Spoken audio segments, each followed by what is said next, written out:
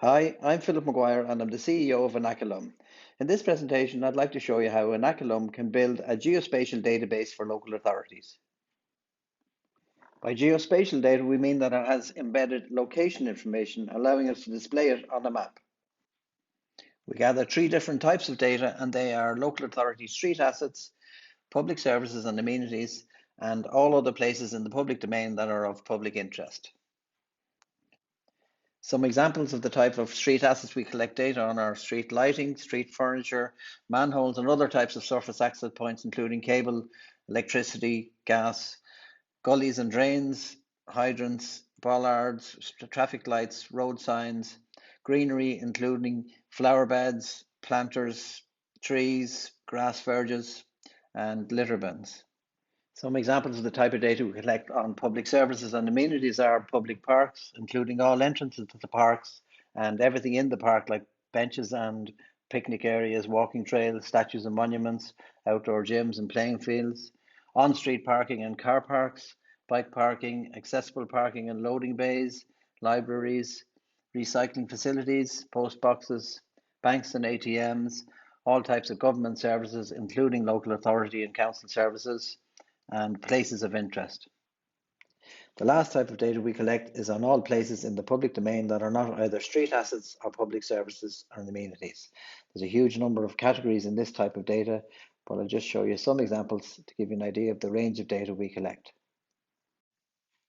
Hospitality includes bars and restaurants, cafes, takeaways, hotels, guest houses, and hostels. In retail, we have fashion outlets, hardware and DIY, tech stores, convenience stores, and supermarkets, and many more. In entertainment, then cover things like theatres, cinemas, live music venues. Healthcare has all hospitals and clinics, both public and private, and pharmacies, and a vast array of medical practitioners, including doctors, dentists, physiotherapists, etc. We gather data on all sports playing fields and facilities and all sports clubs. Professional services includes accountants, solicitors, estate agents, etc. Educational facilities, we cover the full range from preschool and creches through primary and secondary schools, right up to third level and adult education. In leisure, includes places like gyms. Community has all types of places like community halls, youth clubs, and any type of community projects. And finally, religious services. Before I show you some real examples of data we've gathered using Inakalum, I'll just say a few words about how we gather our data. Perhaps the most important aspect of our data gathering process is that we use people on location in the area who walk the streets and gather data using our smartphone app. We don't use drones, satellite or street view imagery, drive-by tech, bots or web scraping, and we have full ownership of all the data we gather. We use local agents from the areas we're covering, and they will have local knowledge, and we're also creating local employment. Our agents walk the streets in the area, and they photograph, geotag and categorise all places and assets they see as they walk. By using people on the ground, we can overcome obstructions at street level and overhead, which can be a problem for other data gathering technologies that rely on drones, drive-by tech and satellite imagery. And of course, people can easily access laneways, indoor places, archways, pedestrian zones, parks, etc. Even though we use people on the ground, our data gathering is surprisingly efficient as we use machine learning and proprietary software tools to automate the process as much as possible. In the second part of this presentation, I'm going to show you the Inakalum search engine in operation with real data examples. So this is the Inakalum search engine, which is a web service and it's accessible from any browser, and it uses industry standard token-based login user authentication. On the left-hand side, you can see that we have a map area, and remember, this is our Inakalum databases, our geospatial databases. So we have all our data is geotagged, so we can display them as pins on a map.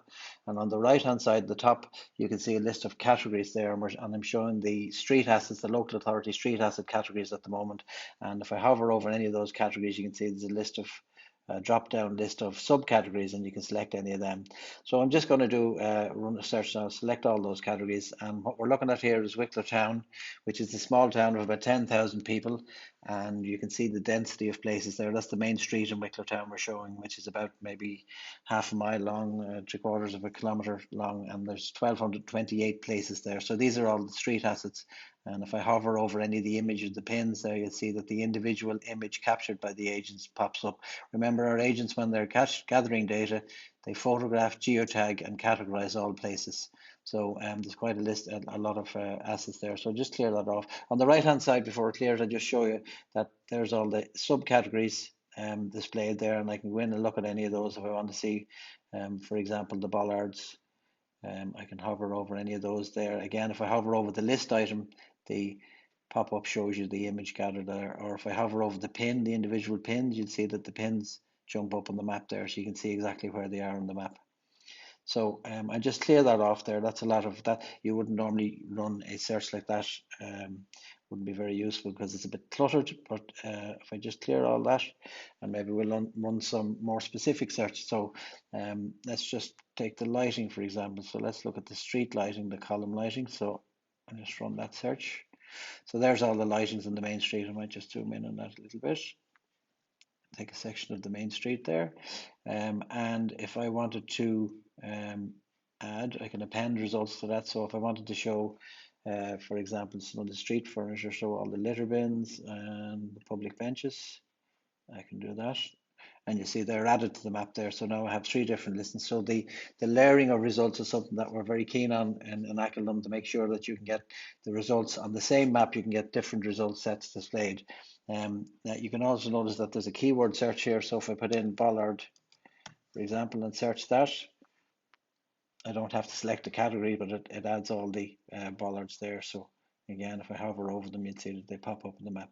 So that's just an example of what we can do with the layering of search results, is using the individual drop-down subcategories or full category listing and keyword search. And just do one more there and give you an example of something that you may do. So if I go up to the greenery here, look at all the trees, just search that one. So I'm going to zoom in this area over here, which is kind of outside our office. There's some lovely trees there. If I hover over them, you'll see that we have all the trees, and we can use machine learning to categorize those trees based on the type of tree it is, which will give us some information. You can see all those trees are deciduous, so they shed their leaves. So maybe one thing that might be of interest, if I click on any individual tree there, it pops up and shows you the full image. But one thing that may be of interest, if the gullies along that street as well. So you can see there in the green we have the gullies. So where there are trees and gullies, if they're deciduous trees, well, they'll shed in the autumn, and those gullies are likely to get blocked. So that's just an example of how you can use the layering of different types of data to get useful results to help you with your planning and operational works.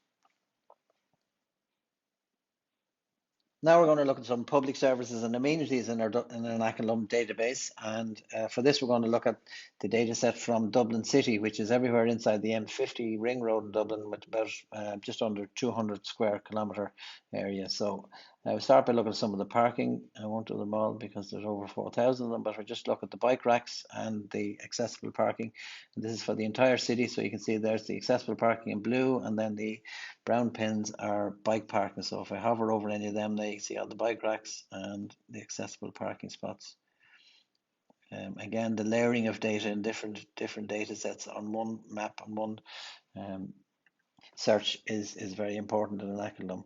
Let's take a look at maybe some public services, on the post boxes and bank machines, the ATMs.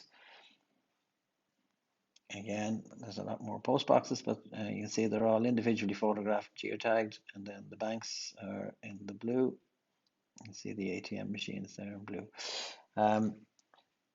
And finally, let's just look at the places of interest in the city. So there's a few subcategories in this.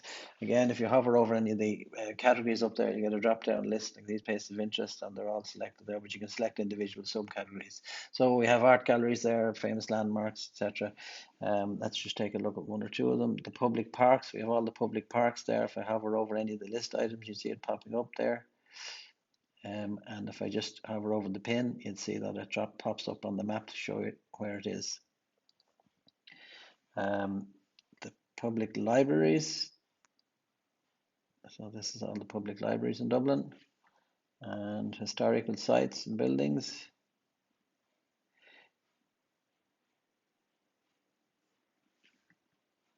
the museums. We have all the museums in Dublin. National Wax Museum.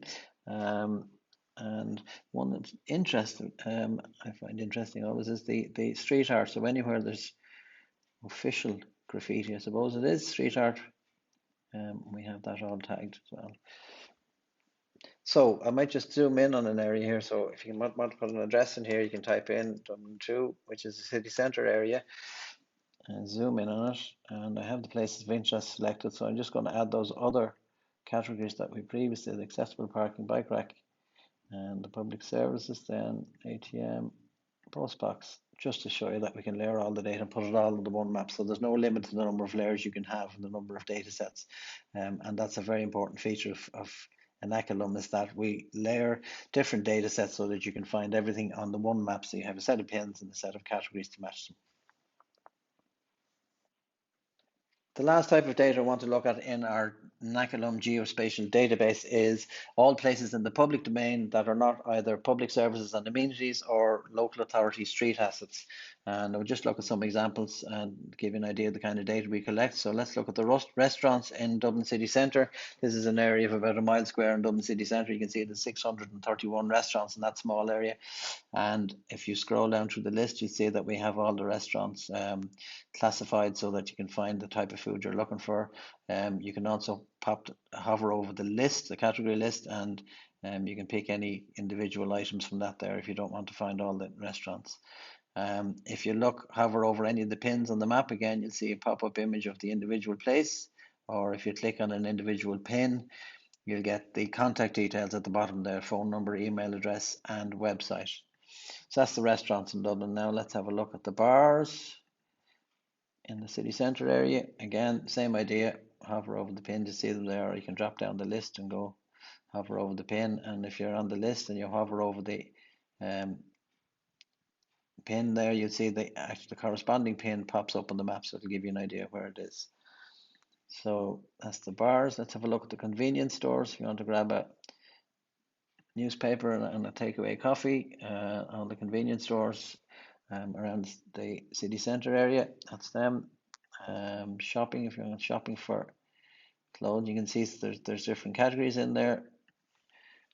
Just pull them all back and see. You can see it's heavily populated around the Grafton Street area, which is where most of the fashion outlets are.